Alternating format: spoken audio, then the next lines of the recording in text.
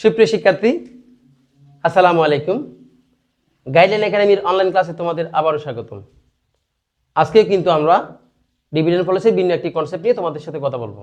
আজকের concept stock রিপারচেজ অথবা stock পুনঃক্রয়। তাহলে কি সেটা আগে জেনে নিই। Stock repurchase is a transaction in which a firm buys back shares of its own stock.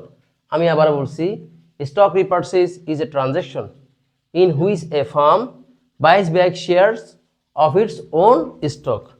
অর্থাৎ যখন কোনো কোম্পানি তার বিক্রয়কৃত শেয়ার পুনরায় শেয়ার বাজার থেকে ক্রয় করে তখন তাকে স্টক পুনঃক্রয় বলে। অর্থাৎ কোম্পানি একটা নির্দিষ্ট সময়ে গিয়ে তার বিক্রয়কৃত শেয়ার বাজার থেকে পুনরায় কিনে নেয়, তখন সেটাকে আমরা কি বলি? স্টক রিপারচেজ অথবা স্টক পুনঃক্রয় বলি। তাহলে স্টক রিপারচেজ সংক্রান্ত অঙ্ক করতে হলে আমাদেরকে বেসিক কিছু সূত্র জানতে হবে। তাহলে আমরা বেসিক কিছু সূত্র জেনে নিই। এক নম্বর সূত্র হচ্ছে প্রাইস আর্নিং রেশিও অথবা পিই রেশিও সমান market price per share divided by earning per share. আমি আবার বলছি, প্রাইস আর্নিং রেশিও অথবা পিই রেশিও সমান market price per share divided by earning per share.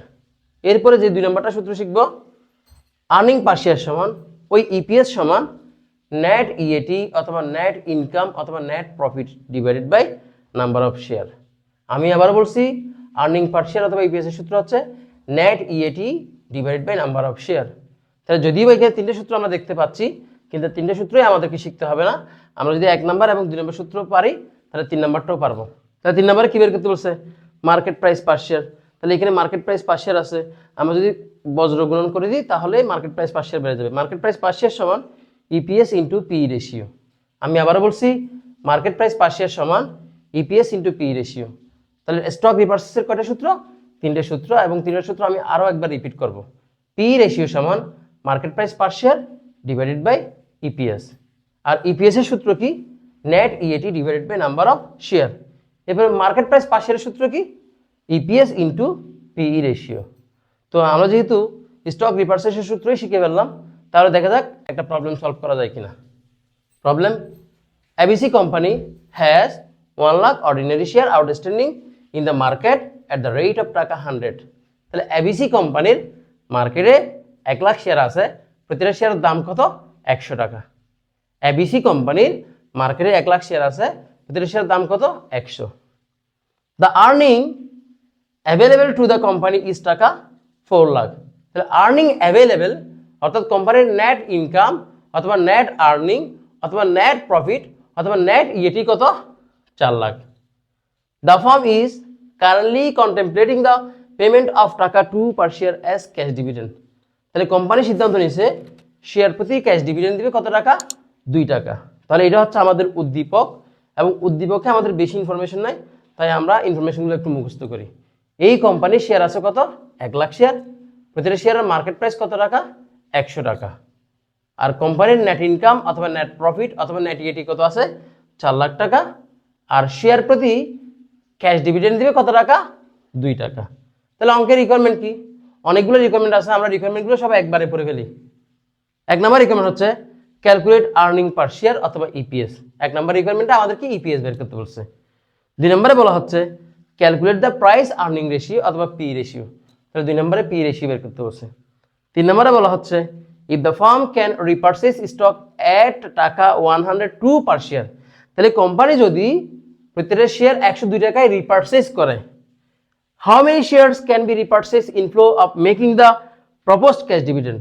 তাহলে কোম্পানি যদি প্রত্যেকটা শেয়ার 102 টাকায় রিপারচেজ করে, তাহলে ক্যাশ ডিভিডেন্ডের যেটা আছে, that means proposed cash dividend যেটা আছে, সেটা দিয়ে কোম্পানি কয়টা শেয়ার রিপারচেজ করতে পারবে। এরপরে রিকোয়ারমেন্ট যেটা, সেটা হচ্ছে how much will the EPS be after the proposed repurchase and why. তাহলে আমাদেরকে বলছে শেয়ার রিপারচেজ করার পরে ইপিএস কত হবে। এরপরে requirement if the stock sells at the old price earning ratio. তাহলে প্রত্যেকটা স্টক যদি ওল্ড প্রাইস আর্নিং রেশিও দিয়ে বিক্রি করে, what will be the market price after repurchase. তাহলে রিপারচেজের পরে মার্কেট প্রাইস কত হবে। এরপরে requirement compare and contrast the EPS before and after the proposed repurchase. তাহলে রিপারচেজের পূর্বে এবং পরে ইপিএস এর মধ্যে কি একটা কম্পারিজন বলছে। এরপরে requirement compare the stock holders position under the dividend and repurchase alternative. তাহলে ডিভিডেন্ড এবং রিপারচেস অল্টারনেটিভে শেয়ার হোল্ডারের পজিশন জানতে চাইছে। তাহলে এখন আমরা প্রশ্নে আবারও চলে যাব। তাহলে প্রশ্নে আমরা কি শিখছিলাম? উদ্দীপকে আমাদের কি ছিল? 1 লাখ শেয়ার ছিল, প্রতিটা শেয়ারের মার্কেট প্রাইস 100 টাকা। এরপরে শেয়ার প্রতি ক্যাশ ডিভিডেন্ড কত টাকা? 2 টাকা। নেট ইনকাম কত? 4 লক্ষ টাকা। আর 1 নম্বর রিকোয়ারমেন্ট কি? Earning per share. তাহলে আমরা সলিউশনে চলে যাচ্ছি। We know earning per share অথবা ইপিএস সমান নেট ইএটি অথবা নেট ইনকাম অথবা net profit divided by number of share. তাহলে এই অঙ্কে নেট ইএটি অথবা নেট ইনকাম কত ছিল? 4 লাখ। নাম্বার অফ শেয়ার কত? 1 লাখ। ক্যালকুলেশন করলে কত? 4 টাকা। 1 নম্বর রিকোয়ারমেন্ট শেষ। 2 নম্বর রিকোয়ারমেন্ট হচ্ছে calculate the price earning ratio অথবা P ratio. Price earning ratio অথবা পি রেশিও সূত্র হচ্ছে market price per share divided by EPS. তাহলে এই অঙ্কে মার্কেট প্রাইস পার শেয়ার কত ছিল? 100। ইপিএস কত? একটু আগে বের করছি, কত টাকা? 4 টাকা। ক্যালকুলেশন করলে 25 টাইমস। 3 নম্বর requirement, if the firm can repurchase stock at টাকা 102 পার শেয়ার, প্রত্যেকটা স্টক যদি 102 টাকায় রিপারচেস করে, how many shares can be repurchase in flow of making the proposed cash dividend. তাহলে কোম্পানির যে প্রপোজড ক্যাশ ডিভিডেন্ড আছে সেটা দ্বারা কোম্পানি কয়টা শেয়ার রিপারচেস করতে পারবে? প্রপোজ ডিভিডেন্ড সমান, তাহলে প্রপোজ ডিভিডেন্ড বের করতে হচ্ছে এই কারণে এখানে নাম্বার অফ শেয়ার হচ্ছে 1 লাখ, আবার প্রত্যেকটা শেয়ার প্রতি ক্যাশ ডিভিডেন্ড কত? 2 টাকা। এই জন্য propose dividend 1 lakh share into 2 সমান কত? 2 লাখ। এটা হচ্ছে প্রপোজ ডিভিডেন্ড। তো বলা হচ্ছে কোম্পানি যদি প্রত্যেকটা শেয়ার 102 টাকায় রিপারচেস করে তাহলে প্রপোজ ডিভিডেন্ড দিয়ে সে কয়টা শেয়ার রিপারচেস করতে পারবে? তাহলে number of shares that can be repurchased equal propose dividend divided by purchase price. তাহলে প্রপোজ ডিভিডেন্ড আমরা বের করছি কত? 2 লাখ। আর পারচেজ প্রাইস বলতে কোম্পানি যে 102 টাকায় রিপারচেস করতেছে সেই মূল্যটা 102 টাকা।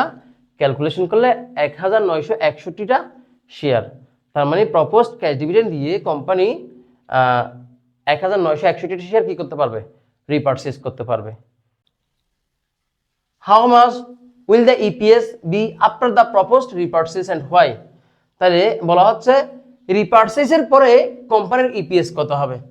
After the proposed repurchase the number of shares will be. তাহলে শেয়ার রিপারচেস করার পরে এখন শেয়ার সংখ্যা কত হবে? তাহলে শেয়ার সংখ্যা ছিল 1 লাখ, সেখান থেকে 1961টা শেয়ার রিপারচেস করে ফেলছে। তাহলে এখন শেয়ার সংখ্যা কত? 98,049টা শেয়ার। তাহলে এখন আমাদেরকে ওরা শেয়ার সংখ্যা বের করতে বলে নাই, ওরা আমাদেরকে বলছে রিপারচেস করার পরে ইপিএস কত হবে।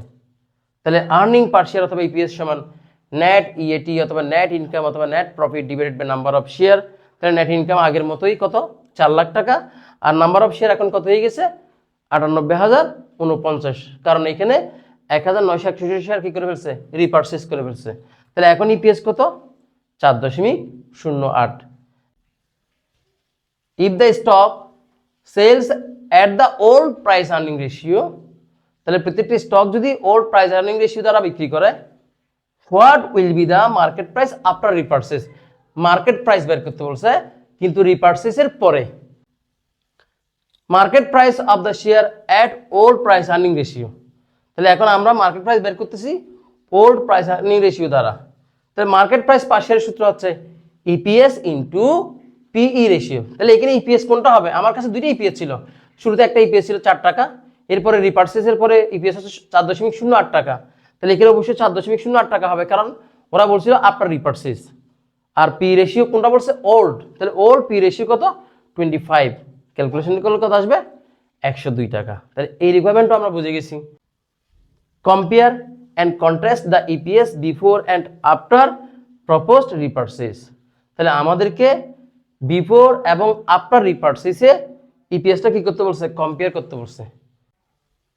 The EPS will be higher after repurchase share. তাহলে বলা হচ্ছে শেয়ার রিপারচেস করার পরে ইপিএসটা কি হবে? হায়ার হবে। Because the number of shares will decrease. Share সংখ্যা কি হবে? কমে যাবে। আমি একটু ডিসকাস করি। তাহলে প্রথমে আমাদের শেয়ার সংখ্যা ছিল 1 লাখ, নেট ইনকাম ছিল 4 লাখ। তাহলে ইপিএস কত টাকা? 4 টাকা। এরপরে রিপারচেস করার পরে আমাদের নেট ইনকাম হয়ে গেছে আগের মতোই 4 লাখ, কিন্তু শেয়ার সংখ্যা কমে গেছে। শেয়ার সংখ্যা হয়ে গেছে 98,049। তখন ইপিএস কত? 4.08। তাহলে এখন আমাদেরকে বিফোর এবং আফটার রিপারচেসে ইপিএস এর মধ্যে কম্পেয়ার করতে বলছে। তাহলে আফটারটা অবভিয়াসলি বেড়ে গেছে, এটাই লিখছি। The EPS will be higher after repurchase the share because the number of shares will decrease. তাহলে শেয়ার সংখ্যা যেহেতু কমে গেছে, নেট ইনকামের যেহেতু কোনো পরিবর্তন হয় নাই, অবভিয়াসলি ইপিএস বেড়ে গেছে। তাহলে কম্পেয়ার করে দিলাম, compare the stock holders position under the dividend and repurchase alternative. তাহলে ডিভিডেন্ড এবং রিপারচেজ অল্টারনেটিভের মধ্যে আমাদেরকে স্টক হোল্ডারের কি বের করতে বলছে, পজিশন।